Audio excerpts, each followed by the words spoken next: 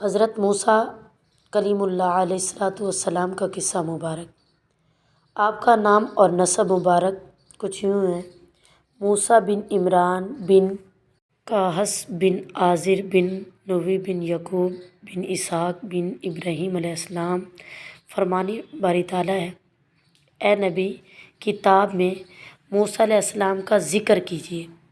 بے شک وہ مخلص تھے اور رسول و پیغمبر تھے، اور ہم نے ان کو طور کی دائیں جانب سے پکارا، اور ہم نے ان کو قرب و تعلق کی بنا پر سرگوشی کے لیے قریب کیا، اور ہم نے اپنی رحمت سے ان کو ان کا بھائی پیغمبر بنا کر دیا۔ اللہ عز و جل نے اپنے کلام مقدس میں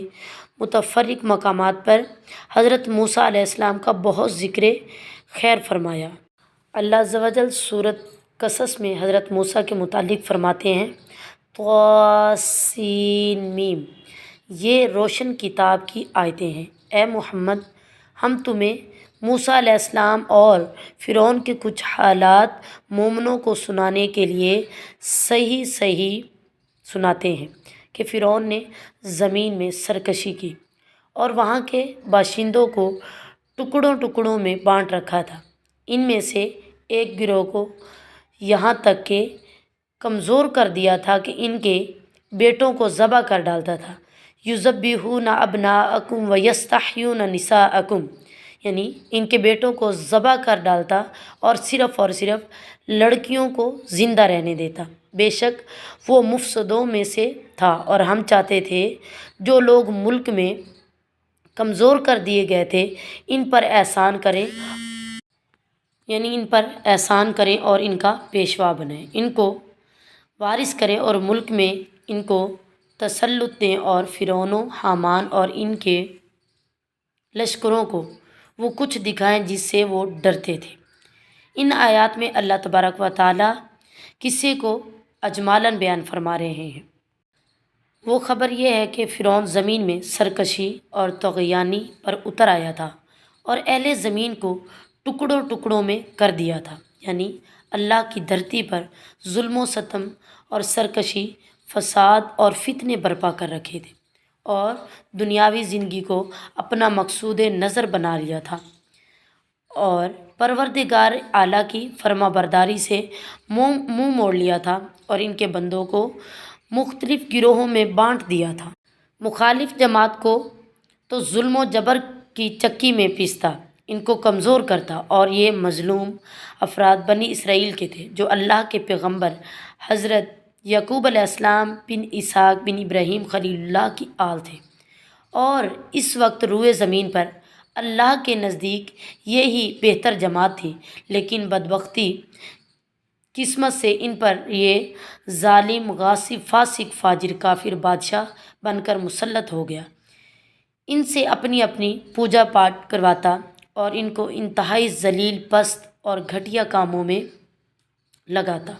اور اس پر اکتفا نہیں بلکہ ان کے نومولود فرزندوں کو بے دردی سے ذبح کروا دیتا اور صرف لڑکیوں کو زندہ رہنے دیتا۔ بڑا ہی ظالم، مفسد شخص تھا۔ بشارت عظمیٰ مشہور تھی کہ ان میں سے ایک بچہ پیدا ہوگا جو بڑا ہو کر فرعون مصر کا تخت الٹے گا، اور پھر بنی اسرائیل کے پاس ملک مصر کے قبضے کی باغ دوڑ آئے گی تو وہ ان کی بخکنی کرنا چاہتا تھا، لیکن اللہ تعالیٰ نے ان کو اس ظالم کے شر سے محفوظ رکھا۔ تب سے من جانب اللہ بنی اسرائیل کے ہاں یہ خوشخبری پھیلی ہوئی تھی کہ آگے چل کر فرعون کا سلسلہ انہی کا ایک فرد ختم کر دے گا۔ پھر یہ خبر ان فرعونوں مصر کو بھی ان کے درباریوں کے ذریعے پہنچی تو اس نے اس وقت سے یہ قانون جاری کر دیا: صرف بنی اسرائیل میں جو بھی لڑکا پیدا ہو اس کو قتل کر دیا جائے، لیکن احتیاط قدر کو نہیں ٹال سکتی۔ حضرت ابن عباس رضی اللہ تعالیٰ عنہ سے مروی ہے کہ فرعون نے خواب دیکھا تھا، گویا ایک آگ بیت المقدس کی طرف سے چلی آ رہی ہے، اور آ کر اس نے مصر کے گھروں اور تمام قبطیوں یعنی بنی اسرائیل کے مخالف جو فرعونی گروہ تھے ان کو جلا ڈالا، لیکن بنی اسرائیل کو آنچ تک نہ پہنچی۔ فرعون نے بیداری کے بعد اپنے ملک کے کاہنوں، نجومیوں، جادوگروں اور دیگر ماہرین کو جمع کیا اور سب سے ان کے متعلق پوچھا کہ ان کی اس خواب کی تعبیر کیا ہو سکتی ہے۔ انہوں نے جواب دیا، ایک بچہ بنی اسرائیل سے پیدا ہوگا، اہل مصر کی ہلاکت اس کے ہاتھوں ہوگی۔ تب فرعون نے بنی اسرائیل کے لڑکوں کو اور لڑکیوں کو چھوڑنے کا حکم دے دیا۔ اس بچے کی پیدائش کی خوشخبری کی طرف پروردگار نے اشارہ فرمایا، اور ہم نے ارادہ کیا کہ جو زمین میں کمزور کر دیے گئے ہیں ان پر احسان کرے اور ان کو پیشوا بنائے اور ان کو ملک مصر کا وارث بنائے اور ان کو زمین میں قدرت دیں، اور فرعون و حامان اور ان کے لشکروں کو بنی اسرائیل سے وہ چیز دکھائیں جس سے وہ ڈرتے تھے، یعنی ضعیف کو قوی کر دیں اور مظلوم کو زور آور کر دیں اور ذلیل کو عزت دار کر دیں۔ یہ تمام کچھ بنی اسرائیل کے لیے فرمایا۔ جیسے دوسری جگہ فرمایا، اور ہم نے اس قوم کو زمین کا وارث بنایا جو زمین کے مشرق و مغرب میں کمزور کر دیے گئے تھے، وہ زمین جس میں ہم نے برکتیں رکھی، اور تیرے رب کی عمدہ بات بنی اسرائیل کے لیے ان کے صبر کی وجہ سے پوری ہو گئی۔ اور دوسری جگہ فرمایا، پس ہم نے ان کے لیے باغات، چشمے، خزانے اور ایسی اچھی اچھی جگہ بنائی، اچھا ٹھکانہ نکالا۔ اس طرح ہم نے بنی اسرائیل کو اس ملک مصر کا وارث بنایا۔ مقصود یہ ہے کہ فرعون نے پورا زور صرف کر ڈالا کہ موسیٰ علیہ السلام پیدا نہ ہوں، حتیٰ کہ دائیں اور دوسرے محافظ لوگ امید والی عورتوں کی تلاش میں پھرتے رہتے اور پھر ان کے جنم دینے کے وقت کا اندازہ لگاتے۔ پھر جب بھی کوئی عورت لڑکے کی جنم دیتی تو اس کو اسی وقت ذبح کر دیتے۔ استغفر اللہ۔ اور اہل کتاب کہتے ہیں کہ فرعون نے لڑکوں کے قتل کا حکم اس لیے دیا تھا تاکہ ان کی طاقت و شوکت کمزور پڑ جائے اور یہ ہم سے لڑنے کے قابل ہی نہ رہیں، لیکن یہ بات محل نظر ہے بلکہ باطل ہے۔ ہاں، ایسا ہے کہ حضرت موسیٰ علیہ السلام کی بعثت کے بعد بھی فرعون نے قتل اولاد جاری رکھا، اور وہ اس لیے تھا تاکہ بنی اسرائیل کی قوت و شوکت کمزور۔ حضرت موسیٰ کی بعثت سے پہلے بچوں کا قتل وہ حضرت موسیٰ علیہ السلام کی پیدائش روکنے کے لیے تھا۔ ان تمام باتوں سے معلوم یہ ہوا کہ فرعون نے پہلے بچوں کے قتل کا حکم موسیٰ علیہ السلام کے وجود کو ختم کرنے کے لیے دیا تھا، پھر بعد میں ان کی طاقت کو ختم کرنے کے لیے دیا تھا۔ حضرت موسیٰ علیہ السلام اس کی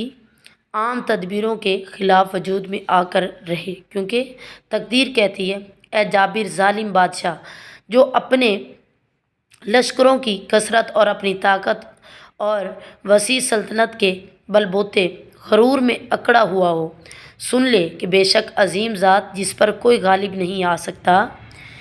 اور اس کے حکم کو کوئی نہیں ٹال سکتا اور اس کی لکھی ہوئی بات کوئی بدل نہیں سکتا، اس نے اس بچے کی پیدائش کرنے کا تہیہ کر لیا ہے۔ اسے بچے سے تو کامتا پھر رہا ہے، اور اس کے سبب تو نے بے جا اور بے دردی سے بے شمار کلیوں کو ان کے کھلنے سے پہلے ہی قتل کروا دیا، اور قدرت کا کرشمہ دیکھ کر وہ عظیم ذات ہے اس بچے کو تیرے ہی گھر میں پرورش کروائے گی، اور اس پر پست نہیں بلکہ عین تیرے بستر پر پرورش کروائے گی، اور اس کی غذا بھی تیرے کھانے پینے میں سے ہوگی اور تیرے گھر میں ہوگی۔ قدرت کا جو قانون ہے وہ ہو کر رہتا ہے، تو اس کو اپنا بیٹا بنائے گا اور اس کی پرورش کا انتظام کرے گا اور اس کے لیے خادمان کو بھی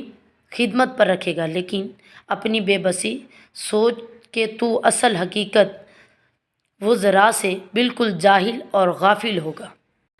اللہ عز و جل قدرت و طاقت کا بے مثال بادشاہ یہ سب کچھ اس لیے دکھائے گا تاکہ تو بھی اور تمام مخلوق بھی دیکھ لے، بے شک وہی آسمانوں اور زمینوں کا پرورش کرنے والا ہے، جو کچھ چاہتا ہے کرتا ہے اور زبردست طاقت والا ہے، بڑے سخت عظیم عذاب والا ہے، اور ایسی طاقت و قوت اور ارادے والا ہے جس کو کوئی ٹال نہیں سکتا، اس سے کوئی ٹکرا نہیں سکتا۔ کئی مفسرین نے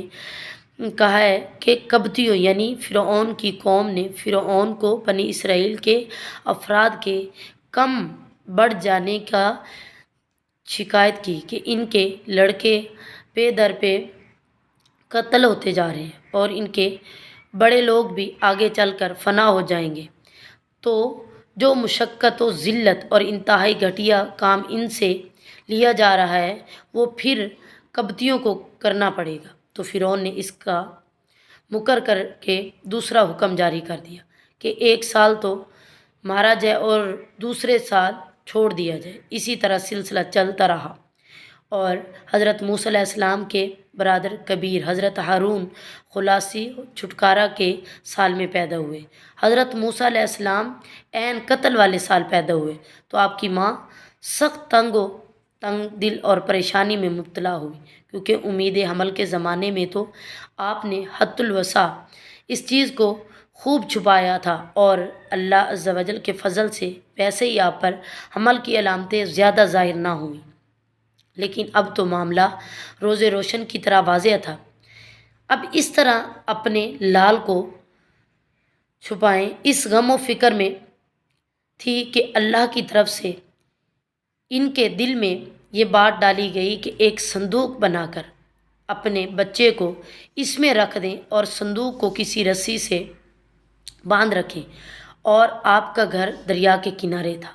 آپ بچے کو صندوق میں ہی رکھیں اور دودھ پلاتی رہیں، جب کسی کے آنے کا خوف ہو تو صندوق دریا میں بہا دیں اور ڈوری کا سرا اپنے پاس رکھیں باندھ کر، جب لوگ چلے جائیں تو پھر واپس کھینچ لیں۔ تو آپ ایسا ہی کرتی،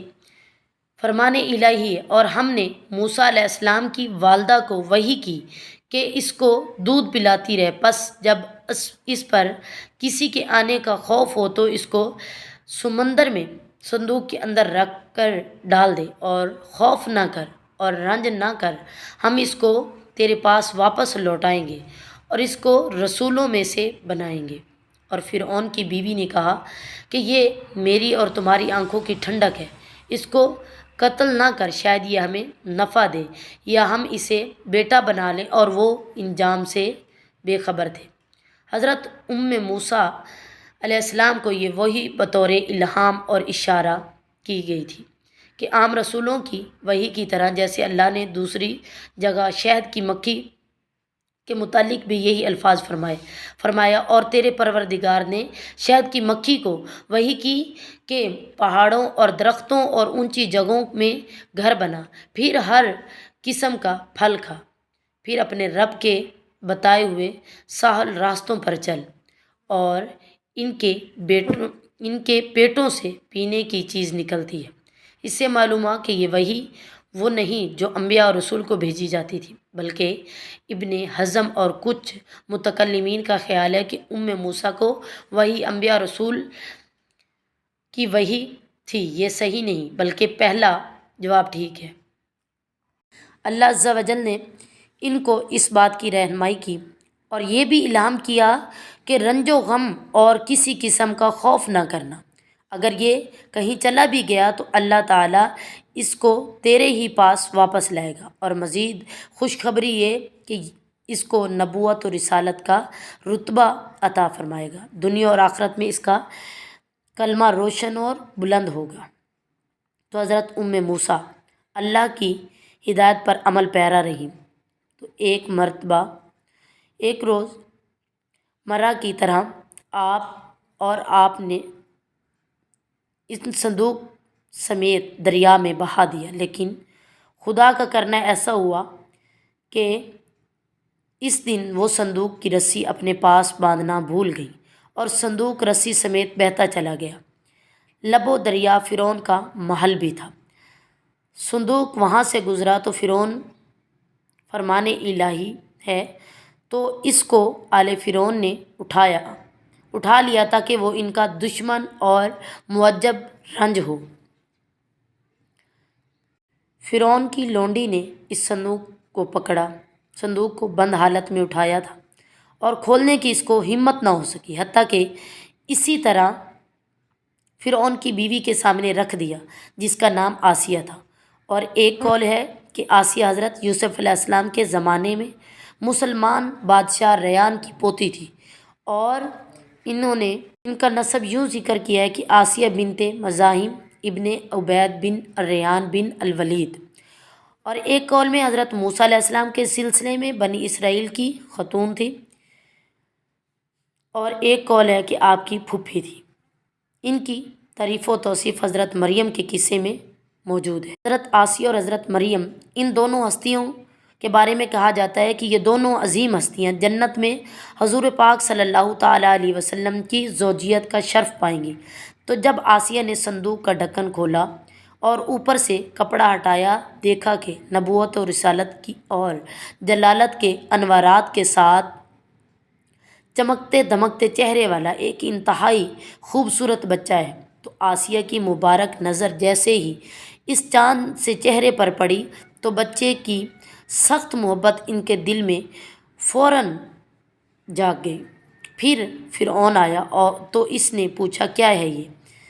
اور اس کو ذبح کرنے کا حکم جاری کر دیا۔ تو پھر حضرت آسیہ نے اس سے بچاؤ کے لیے فرعون سے التجا کی اور اس کو ہدیہ مانگنے لگی اور کہا یہ میری آنکھوں کی ٹھنڈک ہے اور تیری بھی۔ توجہ کیجیے، فرعون نے جواب دیا کہ تیری آنکھوں کی ٹھنڈک ہوگی، میرے لیے نہیں، یعنی مجھے اس کی کوئی ضرورت نہیں۔ اور در حقیقت اس کی یہی بد کلامی اس کو مار گئی، کیونکہ ابن عباس رضی اللہ تعالیٰ عنہ فرماتے ہیں خدا کی قسم اگر فرعون بھی کہہ دیتا کہ میری آنکھوں کی بھی ٹھنڈک ہے تو ہدایت سے بہرہ مند ہو جاتا تو بے ادب محروم رہا، کیونکہ اس نے ادب نہ کیا۔ حضرت آسیہ نے فرمایا قریب ہے کہ یہ ہمیں نفع دے، تو بے شک اللہ نے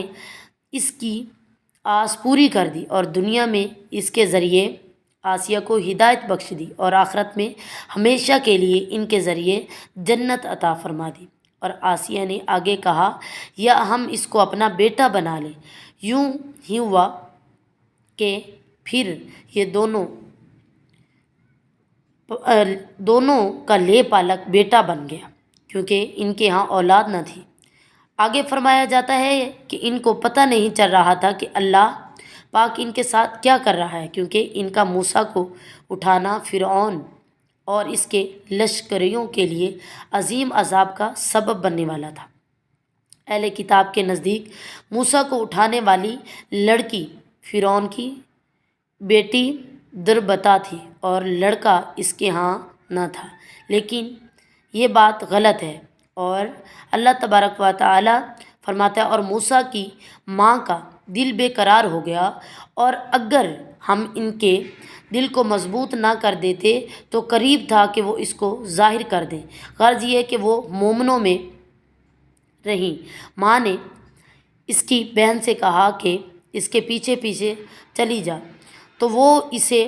درد سے دیکھتی رہی اور اس کو کچھ خبر نہ تھی، اور ہم نے پہلے ہی اس پر دائیوں کے دودھ کو حرام کر دیا۔ تو موسیٰ کی بہن نے کہا میں تمہیں ایسے گھر والے بتاؤں گی کہ تمہیں اس بچے کو پالیں، یعنی تمہیں یہ بچہ پال کر دیں اور اس کی خبر خواہی سے پرورش کریں۔ تو ہم نے اس طریق سے ان کو ان کی ماں کے پاس واپس پہنچا دیا تھا کہ ان کی آنکھوں کی ٹھنڈک ہو اور وہ غم نہ کھائیں اور جان لیں کہ خدا کا وعدہ سچا ہے اور وہ کبھی نہیں جاتا۔ یعنی حضرت موسیٰ علیہ السلام کے بارے میں کہا جاتا ہے کہ جب باقی دائیوں کو بلایا گیا، انہوں نے اپنا دودھ پلانا چاہا تو حضرت موسیٰ علیہ السلام نے کسی بھی ماں کا دودھ نہ پیا، کسی بھی دائی کا دودھ نہ پیا۔ تو فرعون کی بہن نے دیکھا تو اس نے کہا کہ میں ایک ایسی پاک خاتون کے بارے میں بتاتی ہوں، اگر وہ دودھ پلائیں گی تو یہ بچہ دودھ پی لے گا۔ تو پھر حضرت موسیٰ کی والدہ کو ہی بلایا گیا، تو جیسے ہی اس نے اپنا دودھ پلایا تو حضرت موسیٰ نے دودھ پی لیا۔ تو ایسے آپ نے اپنی ماں کی گود میں ہی پرورش پائی۔